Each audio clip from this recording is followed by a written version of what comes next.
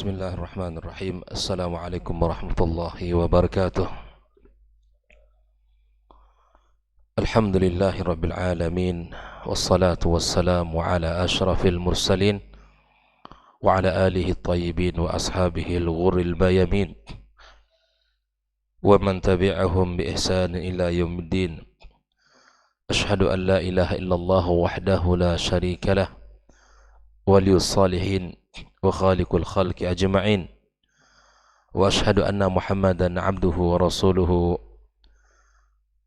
an-nabiyyul amin.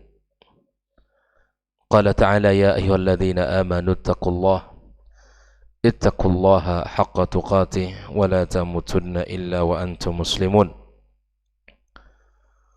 Allahumma inna nas'aluka ilman nafi'a wa rizqan tayyiba wa amalan mutaqabbala.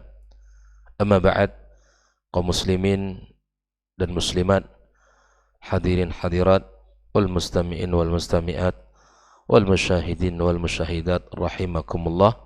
Alhamdulillah, kita bersyukur pada Allah Subhanahu wa taala pada pagi yang penuh dengan cahaya ini. Kita kembali dipertemukan Allah dalam majlis yang mulia di tempat yang paling terbaik yang ada di muka bumi ini. Semoga subuh ini subuh yang bercahaya, yang memancarkan cahaya kebaikan, cahaya keimanan, serta cahaya keberkahan dalam kehidupan kita. Dan kita berharap Allah Subhanahu wa taala senantiasa menerangi jalan-jalan yang kita titi untuk menujunya. Jelas bagi kita kebenaran adalah sebuah kebenaran, sehingga kita bisa mengikutinya. Dan Allah tunjukkan pula kepada kita sebuah kebatilan yang memang itu adalah kebatilan, sehingga kita bisa meninggalkannya. Ucapan salawat dan salam untuk Nabi kita alaihi salatu wassalam, untuk keluarga beliau, para sahabat-sahabat yang telah berjuang bersama beliau, dan kepada siapapun yang telah mengikuti beliau dengan cara yang baik dari umat ini sampai hari kiamat kelak. Tak lupa kita berdoa kepada Allah untuk orang tua kita, ibu bapa kita yang telah berjuang, yang telah berjasa dalam hidup kita. Semoga Allah Subhanahu wa taala mengampuni mereka dan memberikan tempat yang terbaik di sisinya. Untuk para guru, para masyayikh, para pendidik kita yang telah mengajarkan ilmu kepada kita, semoga Allah Subhanahu wa taala berkahi umur mereka, Allah berkahi anak dan keturunan mereka. Allah jadikan akhir dari kehidupan mereka husnul khatimah. Ikhwatal iman, hafizakumullah wa ra'akum. Kembali kita bersama kitab Risalatu Fadlil Islam karya Syekh Muhammad Ibn Abdul Wahab, yang mana pagi ini kita memasuki ayat yang kedua yang ditulis oleh beliau dalam kitab ini, yaitu firman Allah Subhanahu wa taala, Qul ya ayyuhan nas, katakan Muhammad, wahai manusia, in kuntum fi syakkim min dini, jika seandainya kalian ragu dari agama yang kuserukan kepada kalian, agama tauhid, fala a'budu alladhina ta'buduna min dunillah, maka kata Nabi sallallahu alaihi wasallam, aku tidak akan sembah apa yang kalian sembah selain Allah Subhanahu wa taala, walakin a'budullaha alladhi yatawaffakum, namun aku menyembah Allah yang mematikan kalian. Kaum muslimin dan muslimat rahimakumullah, hal ayat ini ada dalam surah Yunus ayat 104. Kemudian Syekh Shalih Al-Fauzan menjelaskan makna ayat ini dengan mengatakan, al-ayatul ula maksud al-ayatul ula adalah ayat yang pertama yang ditulis oleh Syekh Muhammad bin Abdul Wahab, ayat al-yauma akmaltu lakum dinakum. Sudah kita bahas pada pertemuan sebelumnya, yang ada pada surah Al-Maidah ayat 3. khitabun lil mu'minin. Ayat itu adalah khitab bagi orang beriman, di mana Allah katakan kesempurnaan agamanya. Ini menunjukkan kesempurnaan agama. Ayat yang pertama yang dinukil oleh Syekh adalah tentang kesempurnaan Islam, dan khitabnya lil mu'minin, kata Syekh Shalih Fauzan. Wal ayatu tsaniyatu, adapun ayat yang kedua yang kita baca pagi ini, qul ya ayyuhan nas, dalam surah Yunus ayat 104, khitabun lil musyrikin. Ayat ini adalah ditujukan kepada orang-orang musyrikin, ya. Di mana Allah katakan qul ayyuhar rasul, katakan wahai Rasul Muhammad sallallahu alaihi wasallam, ya ayyuhan nasu, wahai manusia, seluruh manusia, jami'ul bashariyah, seluruh manusia. Katakan kepada seluruh manusia, orang-orang yang ada di Mekah di masa itu, ya, in kuntum fi syakkim min dini, kalau kalian ragu dengan agama tauhid, dengan keyakinan aku serukan agar mentauhidkan Allah Azza wa Jalla, maka agama, kata Nabi, fala a'budu alladhi ta'buduna min dunillah, aku, Nabi SAW menyebutkan, tidaklah menyembah apa yang kalian sembah selain Allah Subhanahu wa taala. Ini menunjukkan sebuah sikap bahwa kita tidak boleh ragu terhadap Islam, ya. Kita tidak boleh ragu dengan Islam. Ayat yang pertama berbicara tentang kesempurnaan Islam, maka kemudian ayat yang kedua ini memberikan pesan kepada kita manusia, kita tidak boleh ragu dengan Islam. Walakin a'budullah, akan tetapi aku sembah Allah, fahadha huwa dinur Rasul sallallahu alaihi wasallam. Inilah agama Nabi kita sallallahu alaihi wasallam. Inti dari agama ini, kata Syekh Shalih Fauzan, ibadatullah, beribadah kepada Allah, wa tarku ibadah ma siwah, dan meninggalkan ibadah selain kepada Allah. Agama Rasulullah SAW adalah agama yang memujudkan penghambaan diri kita kepadanya, yang memberikan seluruh ketaatan kita hanya kepada Allah, dan meninggalkan seluruh ibadah selain kepadanya. Alladzi yatawaffakum, yang mematikan kalian inda nihayati ajalikum, di saat ajal kita berakhir, wa yanqulukum min hadhid dar ila daril jaza, Allah akan pindahkan kita dari tempat ini, dari dunia ini, kepada alam di mana Allah Subhanahu wa taala akan membalas seluruh kebaikan-kebaikan. Naam ikhwah fillah, dunia adalah darul amal. Dunia ini tempat di mana kita beramal, dan sedangkan akhirat adalah tempat di mana kita akan menuai segala kebaikan-kebaikan yang telah kita lakukan. Fallahu huwal mustahiqqu lil ibadah li'annahu ilaihil marji' wal masir. Allah adalah zat yang berhak untuk kita ibadahi, yang berhak untuk kita serahkan ketaatan kita, karena Allah Subhanahu wa taala tempat kita kembali, yang pada ujung dari perjalanan kita di dunia ini akan berakhir kepadanya. Lalu apakah pantas kita berikan ibadah kita selain kepada Allah? Apakah pantas doa kita berikan selain kepada Allah? Apakah pantas nazar kita berikan selain kepada Allah? Apakah pantas sumpah kita, ya, kita berikan selain kepada Allah Subhanahu wa taala? Dan pada akhirnya kita ini akan berakhir dan akan kembali kepada Sang Pencipta. Lalu Syekh Fauzan mengatakan, amma hadhil asnam, adapun berhala-berhala, falaysa laha minal amri syai', dia tidak punya kuasa, tidak bisa mendatangkan manfaat, tidak bisa mendatangkan mudarat. Berhala makhluk yang tak berdaya, makhluk ciptaan manusia, la tuhyi wa la tumit, dia tidak bisa mematikan, tidak pula bisa menghidupkan. Berhala tidak punya kuasa atas diri, jangankan untuk orang lain, jangankan untuk makhluk yang lain, untuk dirinya sendiri tidak bisa membelanya.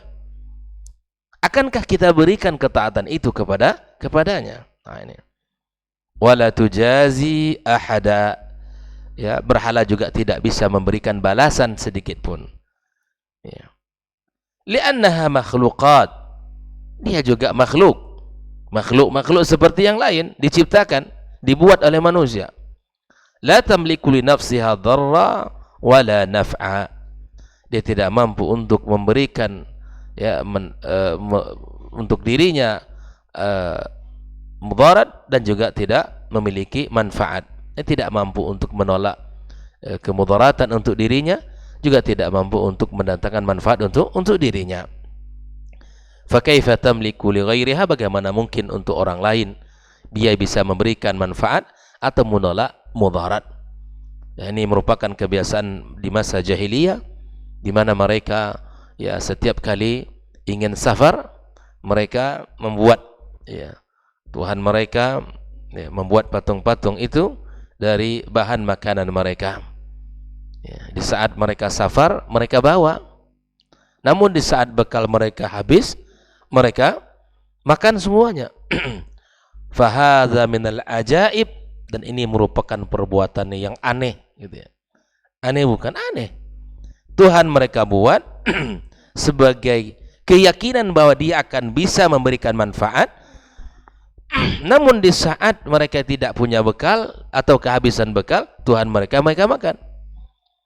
Kata Syekh Shalih Fauzan, hadza minal ajaib wa istighfafil uqul. Ini merupakan bentuk keanehan, dan istighfafil uqul ini adalah, ya, akal yang sangat, ya, tidak bermanfaat, atau akal yang sangat ringan, atau, ya, akal yang, ya, atau bahasa kitanya kurang akal, tidak berfungsi.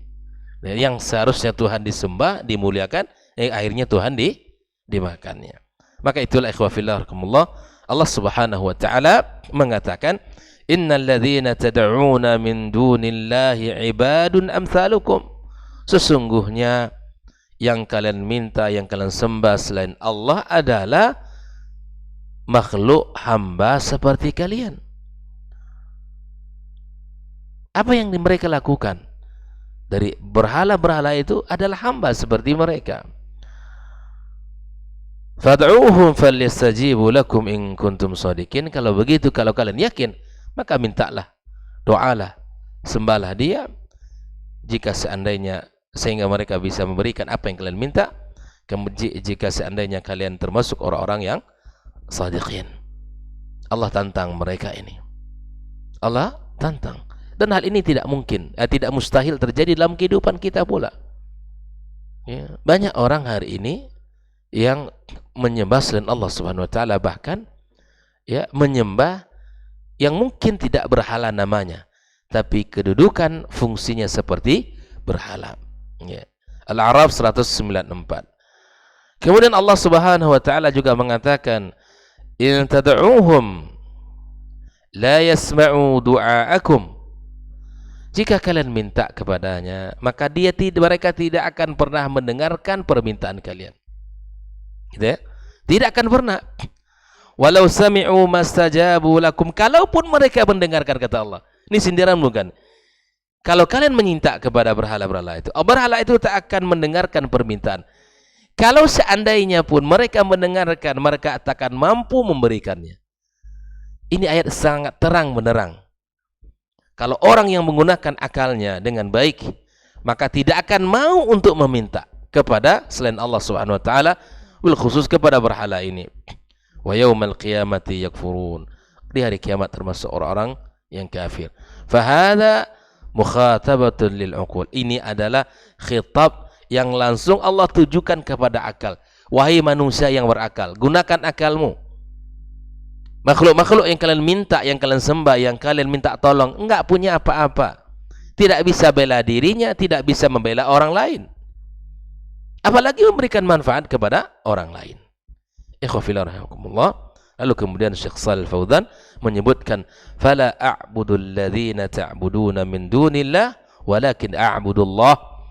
Dan ayat yang kelanjutan ayat tadi, maka aku tidaklah menyembah apa yang kalian sembah selain Allah, dan aku hanya menyembah Allah Subhanahu wa taala. Fal ibadatu, kala Syekh Shalih Fauzan, haqqun lillahi subhanahu wa ta'ala. Ibadah itu hak Allah semata. Hak Allah semata, tidak ada hak yang lainnya. Alladzi yatawaffakum wa umirtu an akuna minal mu'minin, yang mematikan kalian dan aku diperintahkan untuk menjadi bagian dari orang-orang yang beriman. Far rasulu sallallahu alaihi wasallam ma'mur, Nabi diperintahkan, wa huwa yamtathilu amrallahi subhanahu wa ta'ala wa yuballighuhu linnas. Nabi diperintahkan untuk beribadah kepadanya dan Nabi SAW lakukan hal itu, dan Nabi sallallahu alaihi wasallam pun menyebarkan dakwah tauhid ini, mengajak orang untuk memurnikan ibadah kepada Allah semata, tidak boleh kepada yang lain. Ikhwah fillah, kaum muslimin dan muslimat rahimakumullah. Lalu kemudian Syekh Shalih Fauzan membawakan beberapa ayat dari surat Yunus dengan mengatakan qala jalla wa ala wa an aqim wajhaka lid-dini hanifa, maka arahkanlah wajah kamu kepada agama yang hanif, agama yang lurus ini. Wala takunanna minal musyrikin, kata Allah, jangan kalian termasuk orang-orang musyrikin. Kita diperintahkan Allah untuk menghadapkan wajah kita, menyerahkan ibadah kita kepada Allah Subhanahu wa taala dalam agama yang lurus ini, dan jangan kita termasuk orang-orang yang mensyirikkan Allah Subhanahu wa taala.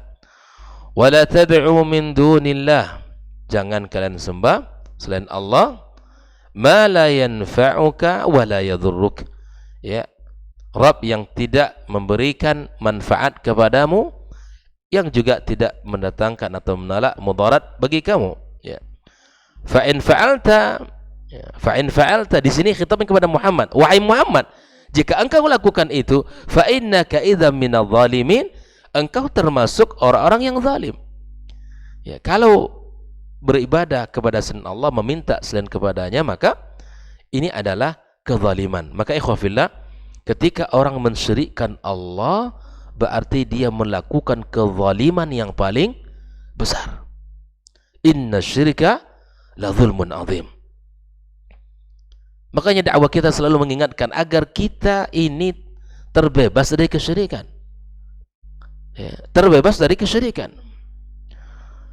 Kemudian Allah Subhanahu wa taala mengatakan, wa in yamsaskallahu bidurrin fala kashifalah illahu.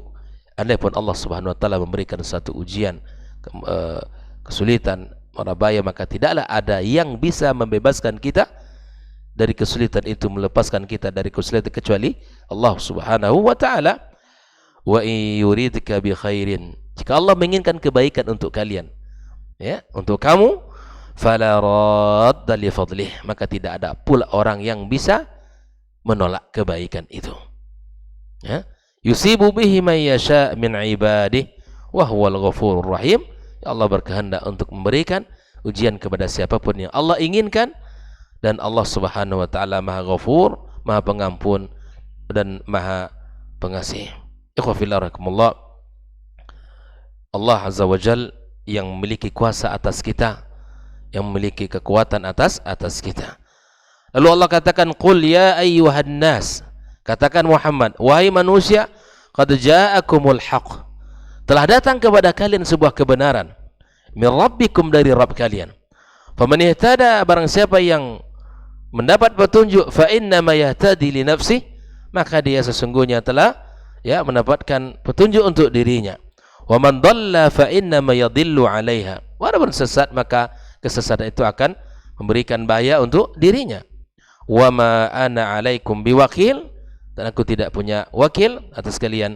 Wattabi' ma yuha ilaika wasbir hatta yahkumullah wa huwa khairul hakimin.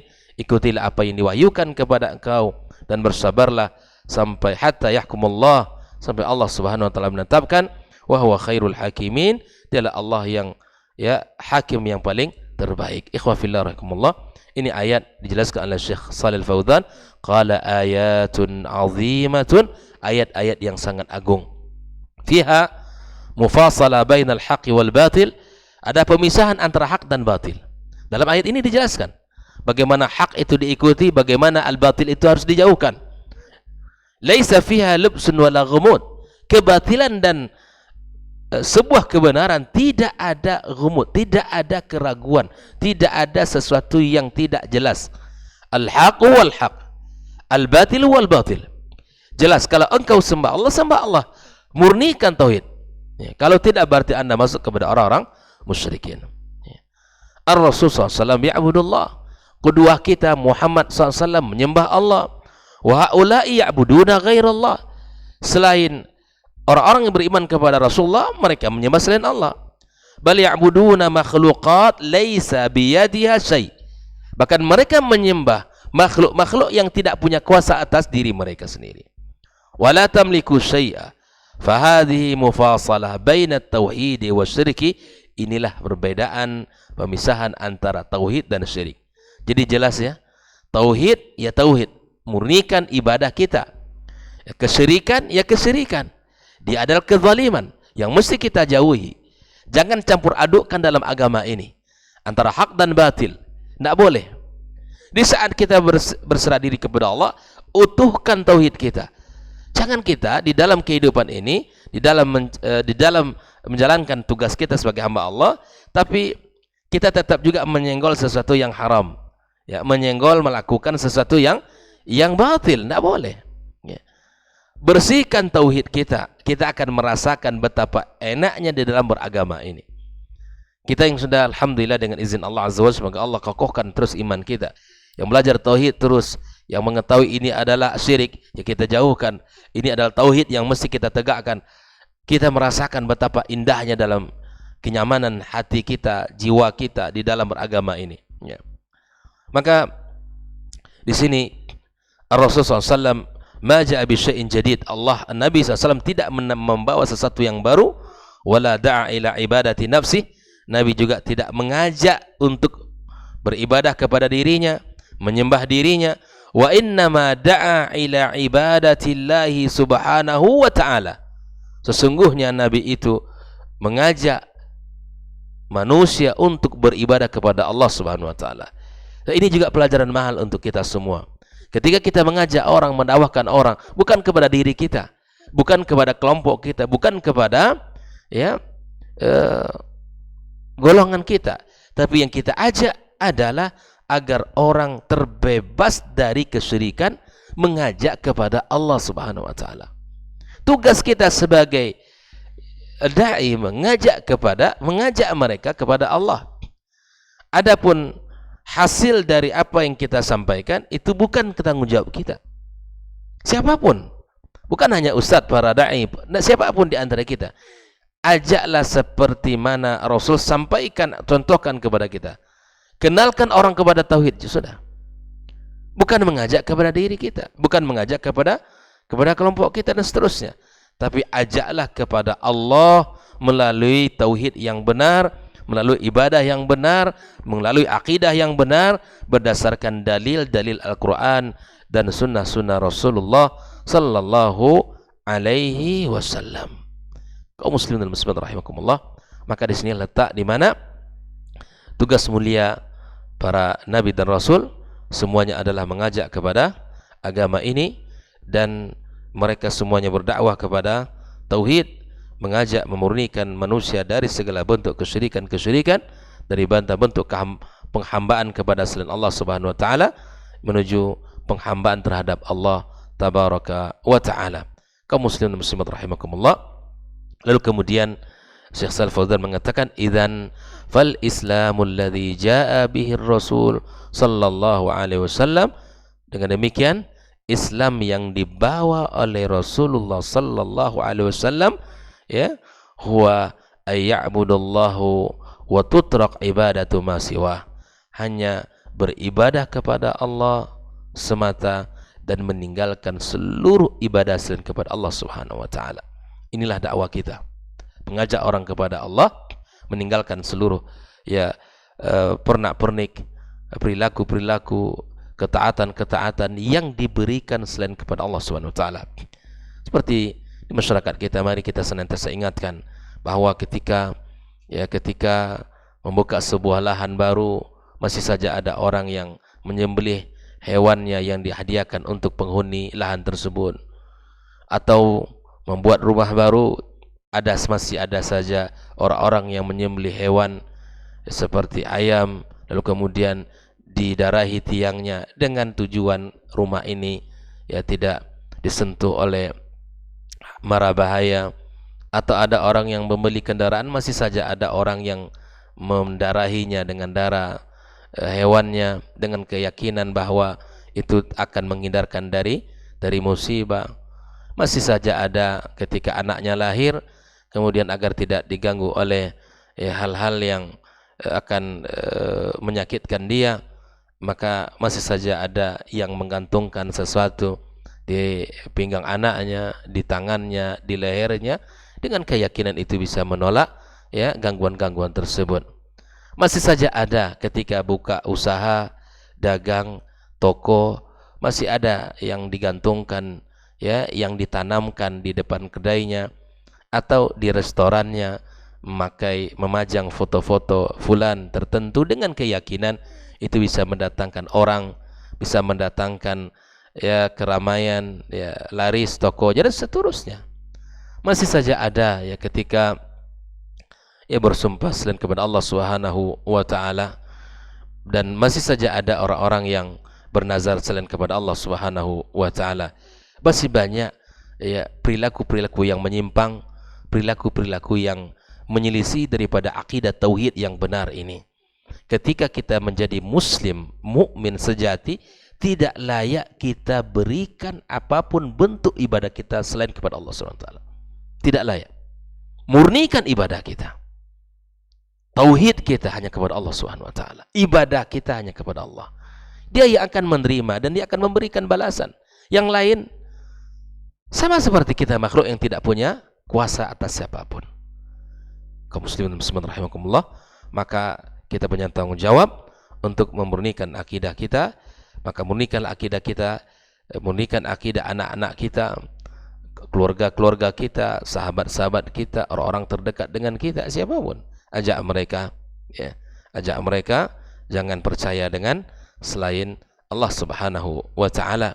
Yang terkadang masih miris dalam kehidupan kita, ingin kaya, datang kepada si dukun, lalu kemudian si dukun sendiri pun tidak kaya, minta ya azimat agar menjadi orang kaya. Bertahun-tahun dukunnya tinggal di gubuk derita, kan? Setiap orang datang ke sana diberikan amalan dan titipan, tapi kemudian ya itu semua adalah tipu daya. Itu semua adalah orang-orang yang terpedaya, ya tertipu, kena lemahnya akidah. Intinya ikhwafillah, apapun yang dilakukan oleh orang hari ini dari bentuk penyimpangan, ya, kesalahan-kesalahan dalam ibadah, maka itu tidak terlepas dari lemahnya tauhid seseorang. Kalau benar-benar tauhidnya Pak Yogi, maka dia tidak akan merasakan sesuatu yang lebih besar dari Allah Subhanahu wa taala. Orang terbebas. Di antara tanda lemahnya tauhid masih gimana? Misalnya orang sakit, keluarga kita sakit, anak kita sakit, atau orang-orang terdekat kita sakit. Orang yang lurus akidahnya tidak akan melakukan ikhtiar kecuali apa yang telah dibenarkan syariat. Jelas? Mungkin dia berobat ke dokter yang di bidangnya, gitu kan? Tidak mudah terpengaruh oleh bahasa orang pintar. Orang pintar sesungguhnya dia orang bodoh yang memalingkan kita dari kebenaran menuju kesesatan. Kita tidak akan mudah untuk mencari jalan keluar. Kita tidak bermudah-mudah untuk mencari ya cara pengobatan. Terus masih banyak melihat begini, bahwa masih banyak orang yang bermudah-mudah. Yang penting sehat. Kan itu. Kalau akidahnya benar, itu akan dikawalnya. Tidak mungkin. Kalau memang ini adalah ujian dia dan itu dia harus lewati, maka dia akan melakukan ikhtiar yang benar tanpa harus melakukan kesyirikan. Tapi sebagian orang yang penting kan sehat, bahkan terperangah pula, hebat, gitu kan? Hebat. Padahal barangkali di situ ada ya hal-hal yang kesyirikan yang dilakukan oleh seseorang. Oleh itu ikhwafillah, ya lakukanlah sesuatu yang betul-betul dibolehkan oleh agama kita. Ya, semoga kita tidak termasuk kepada orang-orang yang melanggar tauhid ini dan melanggar aturan Allah Subhanahu wa taala. Inilah ayat yang kedua yang ditulis oleh Syekh Muhammad Abdul Wahab, bahwa tidak boleh ragu dengan agama ini, bahwa agama ini sudah sempurna, dan agama yang diajak oleh Nabi itu adalah agama untuk menyembahkan, memurnikan akidah kita hanya kepada Allah Subhanahu wa taala. Insyaallah akan kita masuk ke ayat yang ketiga dari pembahasan kitab ini pada esok pagi. Insyaallah semoga Allah Subhanahu wa taala berikan kesehatan dan kemudahan bagi kita. Allah berikan ya nikmat, nikmat merasakan lezatnya ilmu dalam kehidupan kita. Kita sudahi dengan ucapan kafaratul majlis. Subhanakallahumma bihamdik asyhadu an la ilaha illa anta astaghfiruka wa atubu ilaik. Wassalamualaikum warahmatullahi wabarakatuh. Orang yang keluar dari rumahnya menuju rumah Allah untuk menuntut ilmu syar'i, maka sungguh dia sedang berjalan di jalan ilmu, dan itu akan memudahkannya untuk menuju surga Allah Subhanahu wa taala. Man salaka tariqan yatlubu fihi ilman salakallahu bihi tariqan min turuqil jannah. Barang siapa yang menempuh sebuah jalan yang ditempuhnya adalah jalan menuntut ilmu, maka Allah akan mudahkan jalannya untuk menuju surga Allah Subhanahu wa taala. Orang yang berangkat ke masjid untuk menuntut ilmu syar'i dianggap sebagai jihad fi sabilillah. Nabi alaihi salatu wassalam bersabda, "Man dakhala masjidana hadza," barang siapa yang memasuki masjid kami ini, yakni Masjid Nabawi, liyata'allama khairan, untuk belajar atau mempelajari kebaikan, au yu'allimuhu, atau dia mengajarkan kebaikan, kal mujahidi fi sabilillah, adalah seperti orang yang berjihad di jalan Allah. Mudah-mudahan kehadiran kita di rumah Allah yang mulia ini, tujuan kita hanya satu, untuk mencari ridha Allah tabaraka wa taala. Mudah-mudahan ilmu yang kita pelajari, ilmu yang memberikan keberkahan, yang menerangkan jalan kita dan senantiasa menjaga kita di jalan Allah Subhanahu wa taala.